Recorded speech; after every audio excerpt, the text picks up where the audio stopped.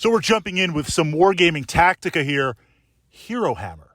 Now, when I throw that phrase out there, some of you who've been playing Warhammer 40,000 for some time, that might have a familiar ring to it. It's not unique to Warhammer 40K, which is a sci-fi based game. In this vlog, we're going high level. We're talking overall tactics applicable to any wargaming system. But I'm illustrating as an example, back in the day, the mists of time, the dawn of time, Hero Hammer was where, in the Warhammer 40,000 universe, you took a named character, a special character. You attached them to a unit. They became so jacked up, and given how Games Workshop does not have any balance in their rules, you literally ran over entire armies. If I had to draw something out for those of you who've been enjoying 40K for a long time, knob bikers. I think like end of 4th, beginning of 5th. They were crazy. They just would destroy your army. You set up the units, you walk away, you come back an hour later, and you won. You don't even know what happened. I'm not exaggerating with that. Now, Hero Hammers always existed in 40K, but there's this idea, essentially distilling it down to taking a powerful unit and destroying with it.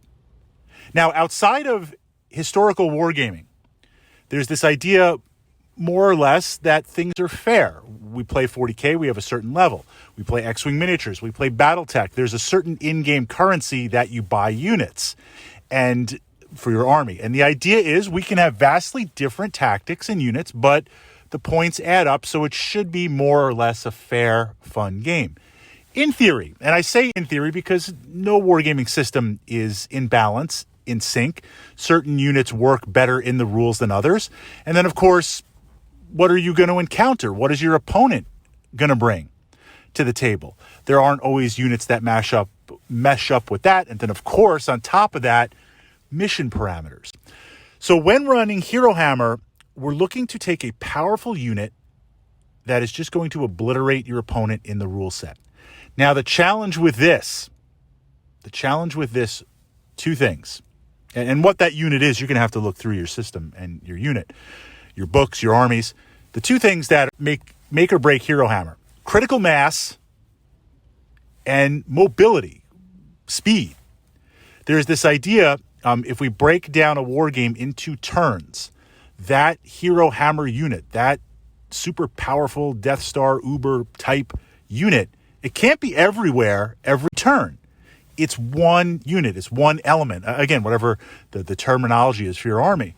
So I can't spend turns zipping around or flying around, walking around, treading around the gaming table. Every single turn, I need to be out there earning. I need to be out there killing models, removing models. So speed is important. I need to get up there turn one, and depending on the game, the shooting phase, the close combat phase, dealing damage. I can't be like turn one, I move up. Turn two, I move up. Turn three, you run away. Turn four, I engage. Every turn I need to be earning out there.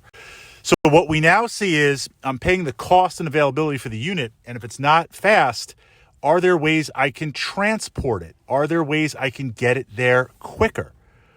That's an answer. That's called the delivery system. Now I'm paying a tax. I'm paying more points, C-bills, squadron points, power points, whatever it's going to be on top of that. But I need that delivery. Second to that, and then we'll finish up what if I can't get that delivery. There are things you can do, but the ideal situation is delivery system. Second to that is critical mass, meaning, yes, wargaming tactics, there's two things going on. You need to be removing your opponent's models, units, elements, stands, whatever, every single turn, but you also need to be accomplishing mission objectives. Sometimes within those systems, mission objectives happen turn by turn, literally God tier. At the end of each turn, you rank and score. More traditional wargaming systems might be we go at it till the very end of the game, and whoever's holding X, Y, Z objectives wins. But every turn, you need to be handling and winning your objectives, mission parameters. Well, critical mass means if we go into a game where we have an in-game currency to buy our units, and I don't have the best impulse control. I mean, I'm always jacking Hero Hammer up. I love playing that narrative. But you need to make sure you have enough of your other units, models, elements, squadron ships, whatever it's going to be, that you can achieve the mission parameters. Because these Hero Hammer Death Star units can't be everywhere. If I overspend or I take more than one, then my opponent can focus on the mission scoring units and essentially remain untouched in many, many ways. So I have to be careful. You have to be careful to make sure you have enough critical model mass, physically, enough models and elements on the table to win the mission. Okay, we have that framework. Player personality. They're fun to play. They're fun to play. I love playing super powerful units. Here's my 2 lances. One lance has 4 awesomes and the other lance has 4 atlases. And I'm backing it by 8 LRM carriers. Like, I'm in. I love that in the game. Okay, what happens if you don't have a delivery system? What if you don't have a delivery system? We don't want to be chasing around every single turn. So you need to look as best you can. And this is just a template. We're building that checklist.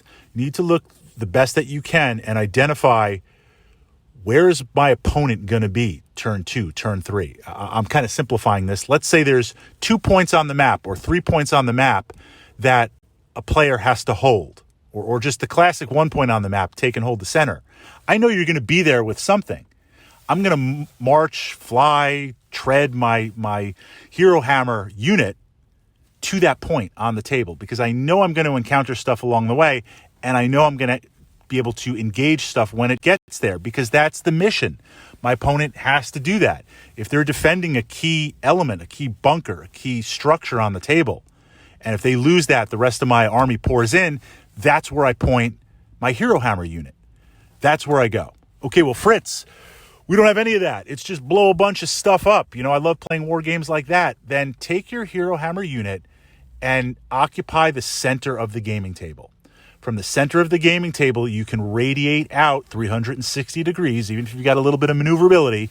You can radiate out from there and engage as needed. If you were on the left side of the table, my left side, if I'm on my left side of the table, yes, that's a refused flank. That's area denial. Nobody's coming on the left side of the table to engage that Hero Hammer unit. Great, they just avoid it. And if they're over on the right side dominating, I'm never really going to make it over there. Then by the time I make it over there, I got to head back to the left.